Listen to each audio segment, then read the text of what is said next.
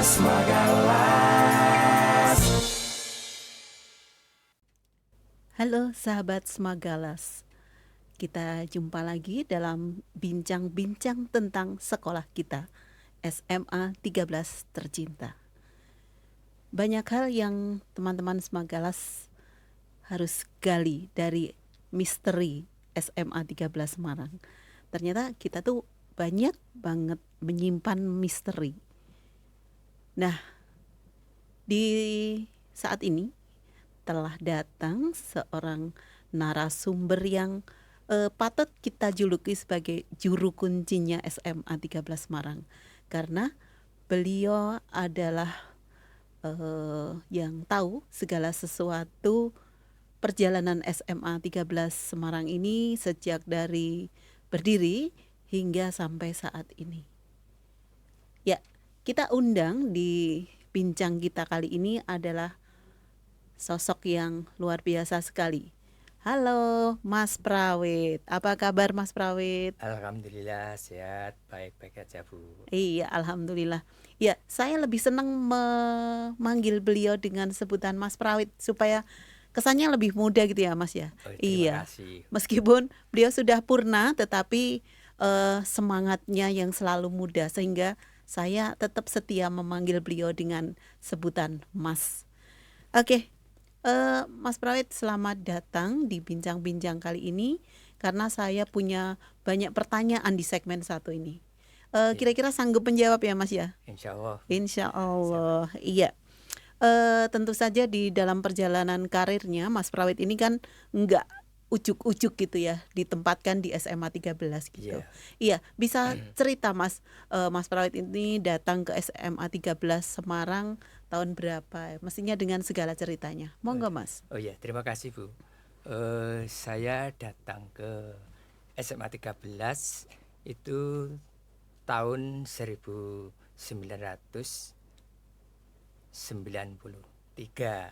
Oke.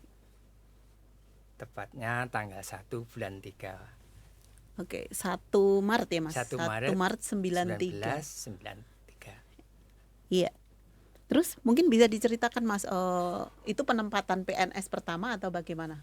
Penempatan PNS pertama, kebetulan waktu itu ujiannya tahun 1992 dan dinyatakan lolos, menunggu sampai 1 tahun. Berikutnya SK turun di SMA 13.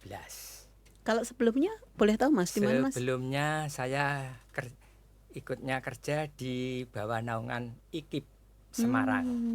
IKIP Jadi Semarang. SMA PPSP. Oh gitu ya Mas ya. Oh ya.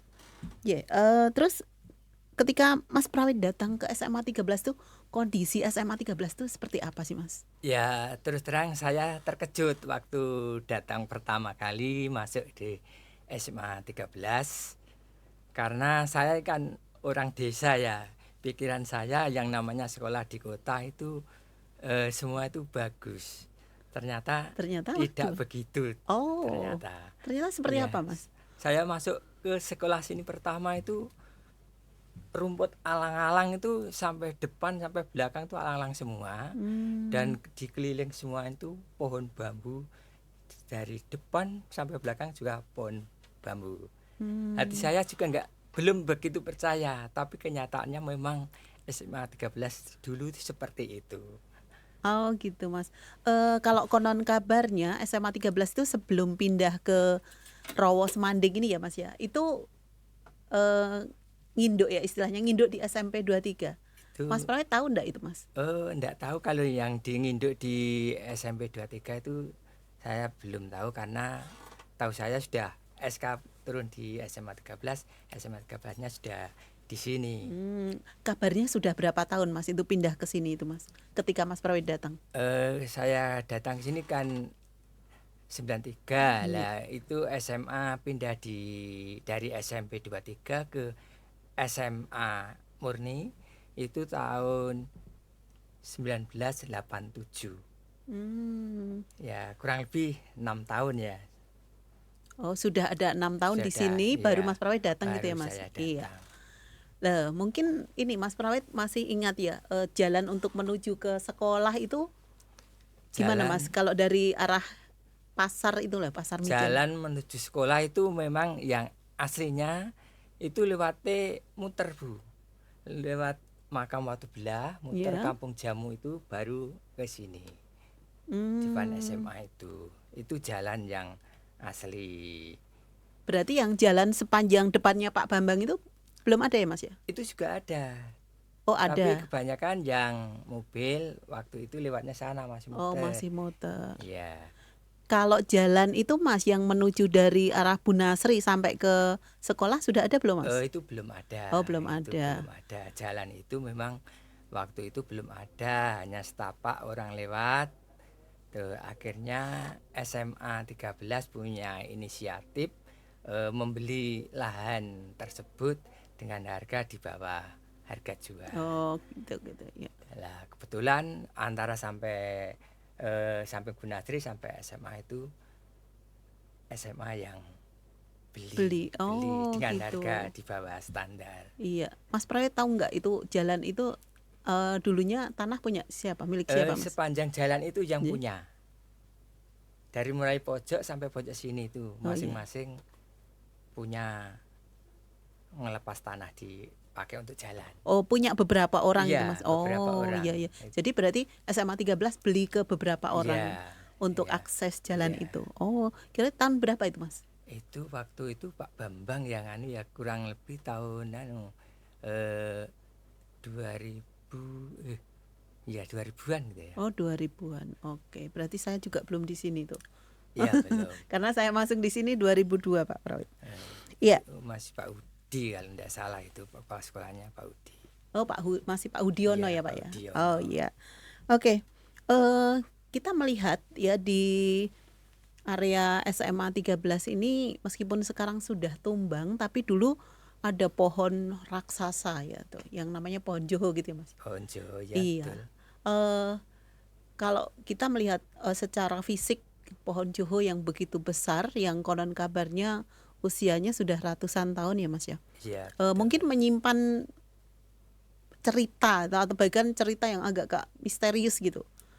Monggo Mas silahkan mungkin Ya, ada cerita khusus atau cerita. legendanya Mas. Ya, terima kasih. Cerita Joho itu memang ada beberapa versi. Hmm. Secara tidak langsung eh, dari pihak yang satu mengatakan ada ini, pihak yang lain ada yang mengatakan ini. Lah, saya juga ingin membuktikan karena saya secara pribadi belum pernah Ditemui ya Mas ya. ditemui atau melihat sesuatu di sana. Kebetulan malam hari itu ada seorang pintar dan dia mengarah mau mengambil sesuatu di sana. Nah, kebetulan saya karena saya penasaran, saya juga ikut nunggu. Oh. Lah, ternyata barang yang dari pohon di atas Iya. itu jatuh ke lapangan. Oh, apa Saya itu, tahu Mas? persis saya. Jatuhnya juga tahu. Tapi setelah dicari semua ndak ada. Barangnya ndak ada. Oh. Nah, itu yang saya lakukan melihat orang pintar tadi. Tapi ketika jatuh itu seperti ada benda gitu jatuh. Iya, kelihatan ada cahaya. Dari Hmm. atas itu ada cahaya. Begitu jatuh di lapangan, lah terus rame-rame dicari. Ya, saya juga Nggak ikut ketemu. cari, tapi ternyata barangnya ndak ada. Padahal saya lihat yo di daerah sini lapangan itu, ternyata barangnya nggak ada. Oh ya Allah. Kalau misalnya misteri yang terkait mungkin ada makhluk apa gitu penunggunya gitu berupa apa gitu pernah nggak Mas? Nek penunggu secara tidak sengaja memang pernah Bu. Waktu itu saya kan sering tidurnya itu malam. Waktu itu jam 1 malam saya di ruang TU itu dijejeri, Oh, betul-betul dijejeri. apa itu Mas? Seorang tua ya mirip persis yang di gambar pagi itu, Oh, persis itu. Nah, saya juga sempat bertanya, ya sambung saya, loh dengaran Mbah, saya sempat begitu. Lah beliaunya ya hanya senyum saja gitu, sempat. Tapi tidak jahat ya, Ndak, Mas ya? ndak, Oh hanya ya, senyum saja. Itu yang pernah saya alami iya. sendiri. Saya pernah dengar cerita kalau dari perpustakaan itu sering terdengar gending begitu, Mas.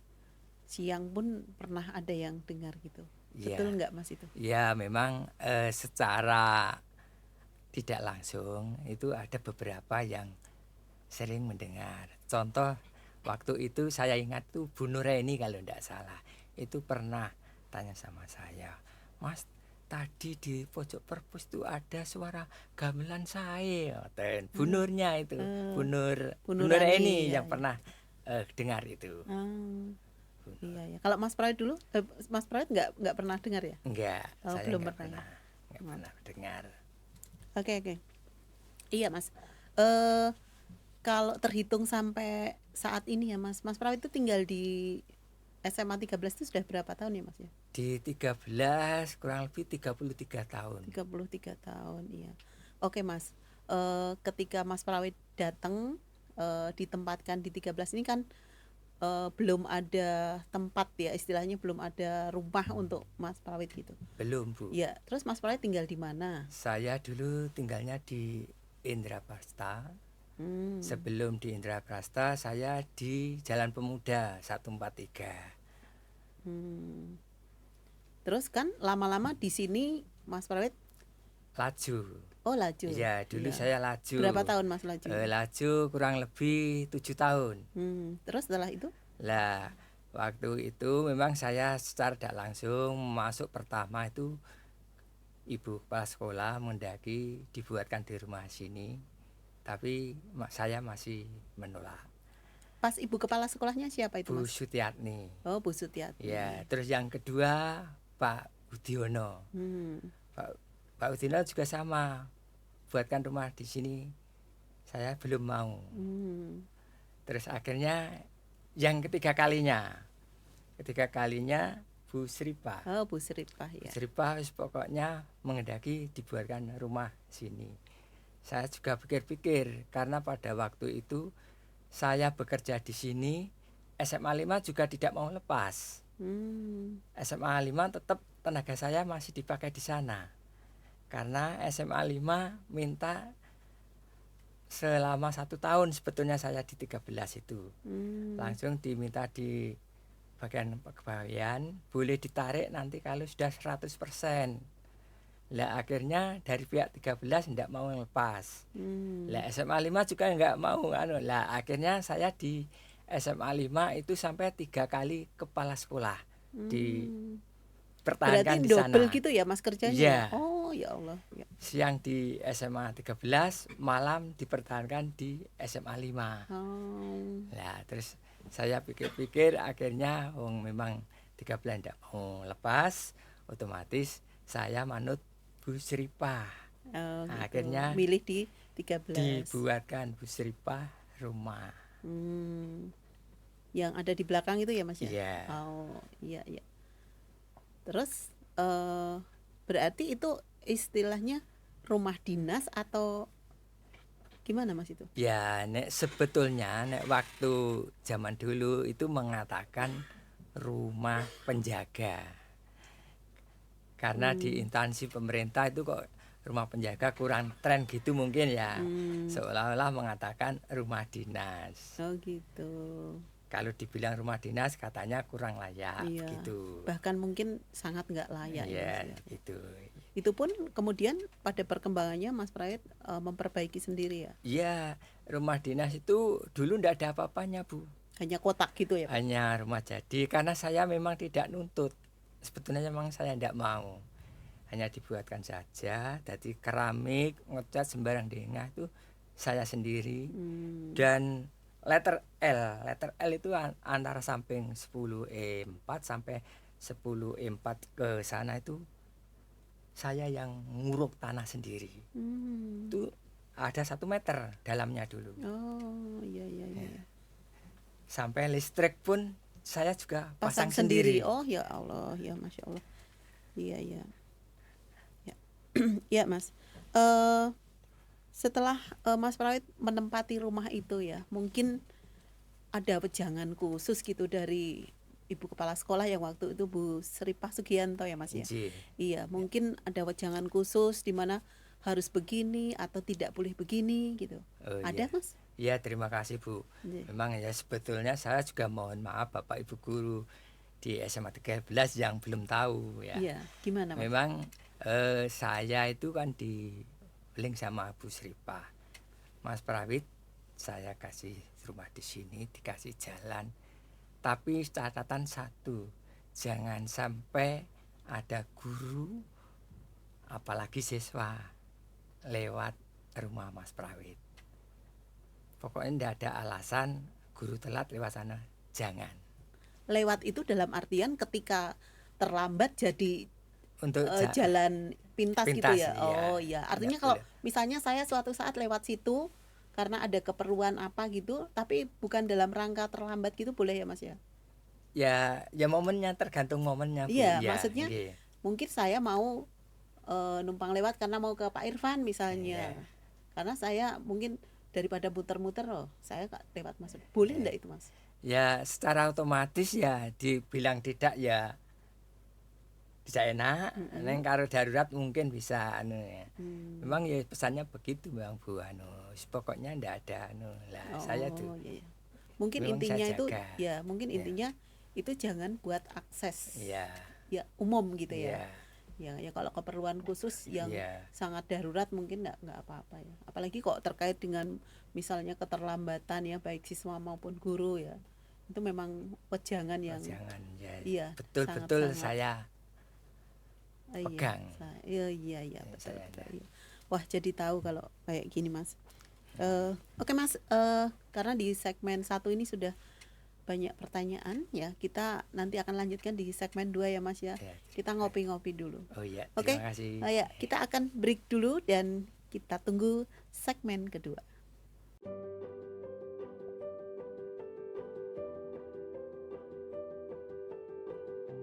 Assalamualaikum warahmatullahi wabarakatuh.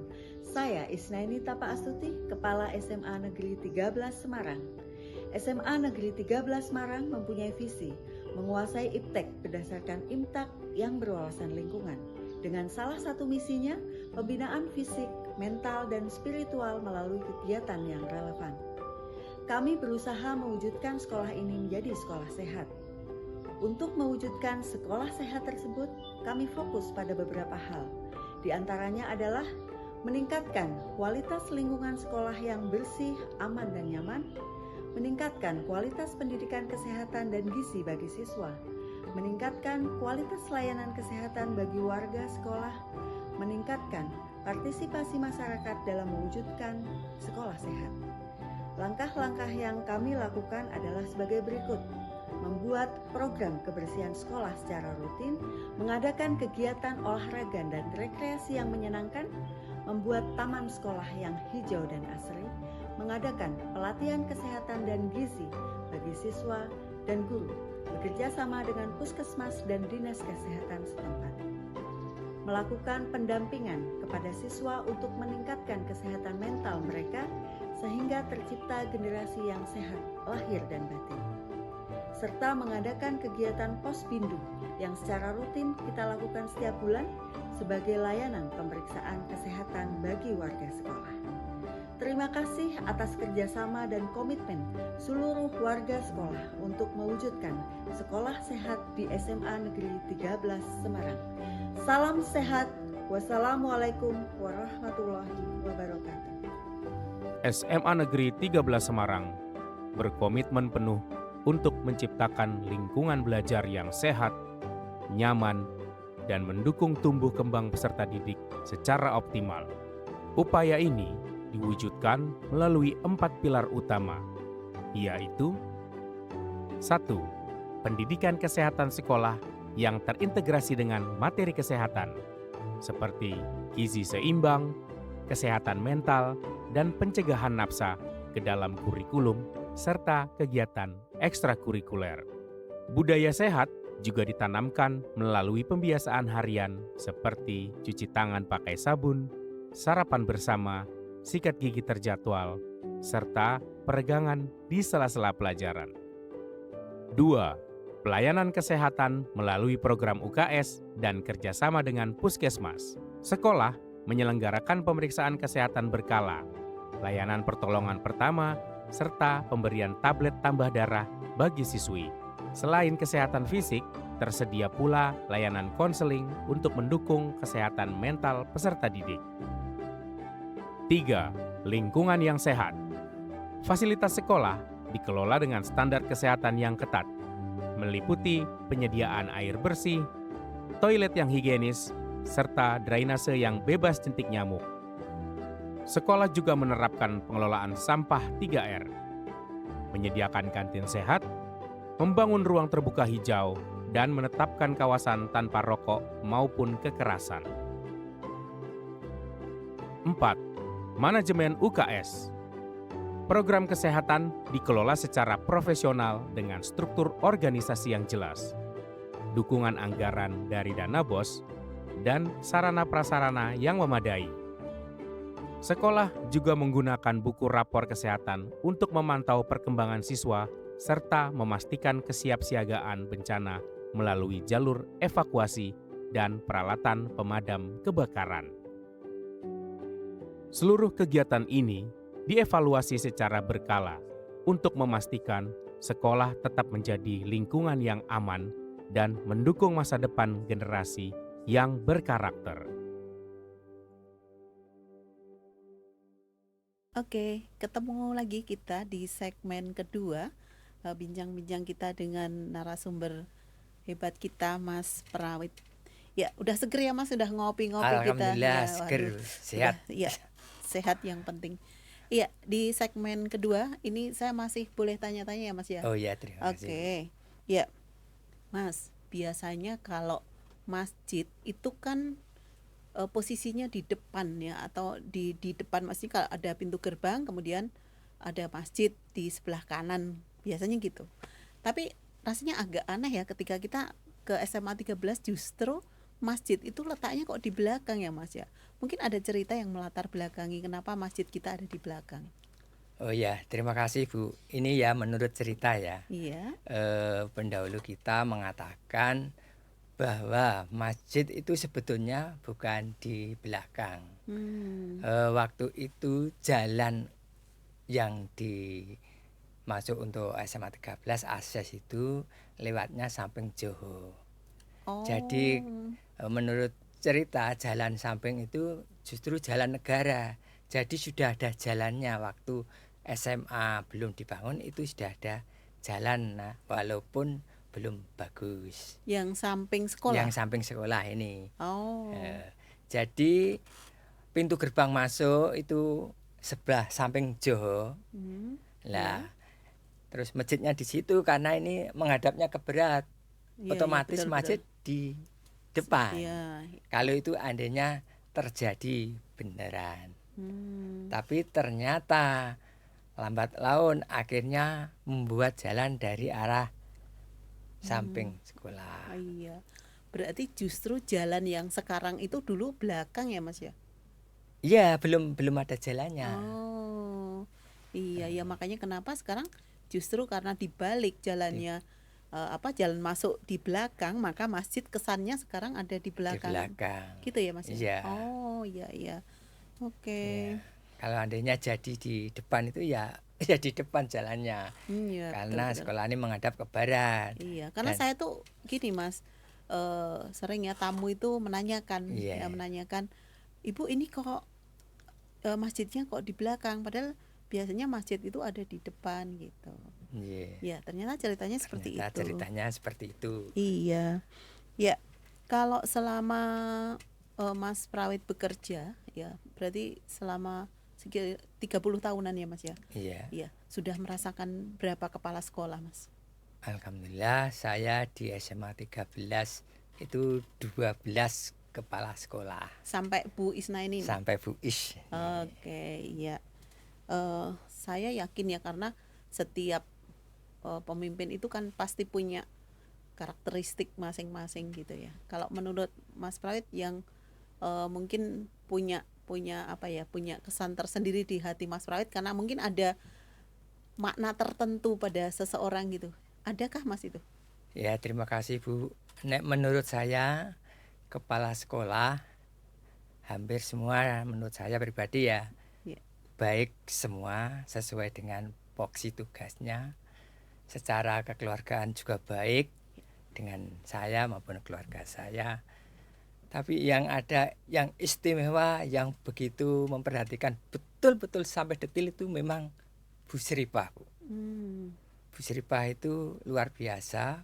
Orangnya tidak begitu sehat, tapi ada orang kerja itu tahu persis posisi orang kerja. Penilaiannya lebih tajam daripada yang lain. Oh ya, seperti punya indera keenam gitu ya Mas ya? Ya sebetulnya enggak Bu. Oh, Dia enggak? tuh hanya sepintas duduk jalan itu mengamati orang kerja. Dan hasilnya itu dia diketahui ibu-ibu. Enggak tadi enggak laporan sana sini enggak, melihat begitu aja. Tapi begitu saya pasang listrik, Bu Sripah itu kecewanya luar biasa. Oh, kenapa Mas? Kecewa, marah betul dengan saya. Karena apa? Mas Perawit tuh saya butuhkan di SMA, bukan Mas Perawit membutuhkan SMA. Kok listrik saja kok pasang sendiri? Listrik butuhnya berapa? Sekolahan yang ngasih. Lah kebetulan saya punya jawaban, Bu, kalau saya pasang sendiri itu suatu saat punya kulkas kan tidak membebani sekolah. Enggak, pokoknya kebutuhannya apapun di sekolah itu listrik harus pakai sekolah. Lah kebetulan saya ya mohon maaf Bu, memang saya memang prinsipnya seperti itu. Jadi saya tidak membebankan listrik sekolah. Jadi pasang sendiri listrik itu Bu. Selama hampir 30 tahun, 28 tahun listrik pasang sendiri. Masya Allah, iya ya. Ya, jadi mungkin karena perhatian beliau yang mungkin Iya. secara fisik itu beliau nggak sehat, tetapi Iya, apa ya, secara kinerja itu memang Kinerja. beliau paham sekali Paham. ya dengan kinerja masing-masing personal gitu. iya Hmm, betul Bu. Oke, yeah. Mas Prawit, dengan durasi yang sangat panjang 30 tahun lebih Mas Prawit di SMA 13 itu, saya yakin Mas Prawit kan tahu ya perbedaan perilaku siswa dari tahun ke tahun, dari dekade ke dekade gitu ya. Pasti beda ya Mas ya? Otomatis Bu. Otomatis Iya, ya. anak-anak. Gimana Mas kesan Mas Prawit perbedaan siswa yang dulu dengan yang sekarang itu Iya. gimana Mas? Terima kasih.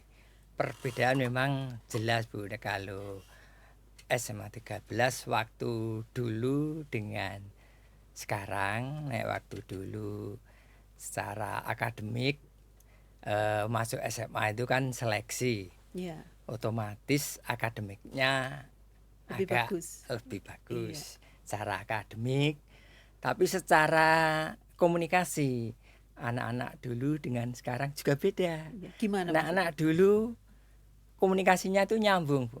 Oh, Nyambung betul sampai sekarang pun di jalan kalau ketemu selalu menyapa. oh gitu ya Itu Mas ya. bedanya. Jadi Dan mungkin kenakalan juga berbeda. kenakalannya juga Nek beda. dulu kenakalnya berantem. Oh, Nek dulu berantem. Nek sekarang beda lagi. Nakalnya sudah sangat sulit dideteksi nek menurut saya. Itu. gitu ya Mas ya. Ya. Iya. Mungkin tadi kalau kita nyorot perbedaan siswa ya, yang siswa zaman-zaman dulu dengan Iya. sekarang itu kan mungkin secara kesantunan tuh beda gitu ya. Beda. Ya, ada ini ya, menegur orang tua. Kalau zaman dulu kan gitu ya. Saya pun merasakan ya hal seperti itu yang seperti dirasakan Mas Prawit ini. Ya. Nah, itu mungkin karena banyak faktor juga ya, karena Iya. sekarang itu memang anak-anak Iya. dihadapkan pada mungkin yang paling berpengaruh itu HP ya Mas. Iya. Iya. Memang tiap angkatan tuh memang beda-beda Bu ini. Iya. Angkatan sekarang gini, agak gini, angkatan yang akan datang begini. Dulu tuh saya dengan anak OSIS itu Dekat hubungan sekali. ndak renggang. Ya, dekat banget. Jadi anak OSIS itu dulu kalau mau ada apa saya harus dicari dulu. Iya. Jadi hubungan itu anak dengan anak-anak itu erat sekali. Kalau kegiatan apa, nginep itu ya gotong meja apa itu selalu ada anak-anak. Saya gotong meja, anak-anak selalu OSIS siap selalu membantu. Lah OSIS punya hajat, Mas Prahit pokoknya besok ada acara, mohon dirias. Sampai detil sampai itu, sampai SMA 3 itu sampai ngiri, SMA 3, SMA 1. Pernah ya, waktu itu pemilihan ketua OSIS di kebetulan yang punya hajat SMA 13. Lah ruangnya memang saya hias bagus itu. Anak-anak SMA 3 itu sampai heran dengan yang namanya Sekar itu. Kar, kamu tuh enak ya, di sini apa-apa dibantu sama Bapak Lah itu hanya semalam tuh. Iya. Anak-anak SMA 3, SMA 1, SMA 5 itu dengan saya itu akrabnya luar biasa. Hanya satu malam tuh ada kegiatan itu. Bagus sekali Pak ini. Wah hebat, Sekar tuh hebat, nyambung gitu. Nah, di tempat saya enggak ada Pak seperti ini. Lah itu pengalaman yang saya rasakan dengan anak-anak OSIS itu nyambung sekali. Nah, setelah Covid ini baru beda lain. Iya, mungkin karena vakum ya. Oh iya, vakum Mas Prahit ya. Beberapa tahun vakum kemudian seperti sempat sedikit merusak gitu ya, merusak hubungan kekeluargaan ya yang jadi, menjauhkan kita gitu. Iya. Ya, kalau kita lihat perkembangan fisik di SMA 13 ini kan juga pesat ya dari tahun ke tahun ya. Kalau menurut pandangan Mas Prahit bagaimana untuk fisik bangunan dari SMA 13 ini? Fisik bangunan SMA 13 itu memang ya termasuk sudah memang bagus Bu, udah cukup bagus lah. Hanya kendalanya 13 itu satu, tata ruangnya saja yang kurang detail. Jadi tiap lahan ada gedung, tiap lahan ada gedung. Itu kan andainya kalau sekolah itu maketnya sudah jadi, semua dibuat tingkat, jadi lahan hijaunya itu ada. Karena sekolah kita itu di samping akademik, non akademiknya kan luar biasa. Jadi kadang anak-anak itu butuh lapangan hijau untuk latihan olahraga, itu penting. Tapi kalau ada bangunan lagi ditempatkan lapangan hijau, lapangannya hijau habis. Jadi menurut Mas Prahit nanti kalau misalnya sekolah ini mau bangun atau nambah bangunan lagi mestinya saatnya naik Bu. Naik. Saatnya memang SMA 13 itu naik. Karena apa? SMA 13 10 tahun ke depan itu mesti sudah luar biasa. Karena di lingkungan BSB, Mijen semua itu sekarang sudah jadi perumahan. Jadi otomatis anak-anak disuka di SMA 13. Hanya repotnya mungkin kalau kita bicara dana ya. Ya itu dana. Apalagi sekarang yang namanya bantuan pemerintah juga dibatasi ya dengan segala regulasinya ya, yang menjadikan kita serba terbatas ya untuk naik gitu. Iya, betul. Ini yang terakhir Mas sekarang. Sekarang itu kan SMA 13 itu boleh dibilang banyak pendatang ya. Artinya banyak kedatangan guru-guru muda gitu ya. Hampir separuh itu adalah personil baru yang menggantikan Bapak Ibu guru yang sudah purna gitu. Saya yakin bahwa itu akan membawa suasana yang beda gitu ya Mas ya. Kalau menurut Mas Prahit gimana Mas? Ya, terima kasih.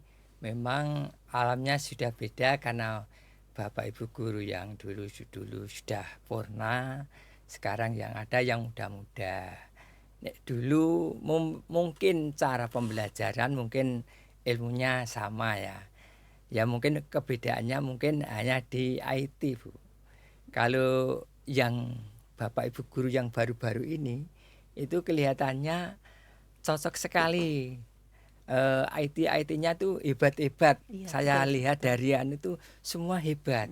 Lah kehebatan semua itu kalau dirangkum bersama-sama membesarkan SMA 13 luar biasa Pokoknya saling komunikasi antara guru-guru muda dengan guru yang tua ya, tinggal beberapa aja, itu SMA 13 semakin hebat.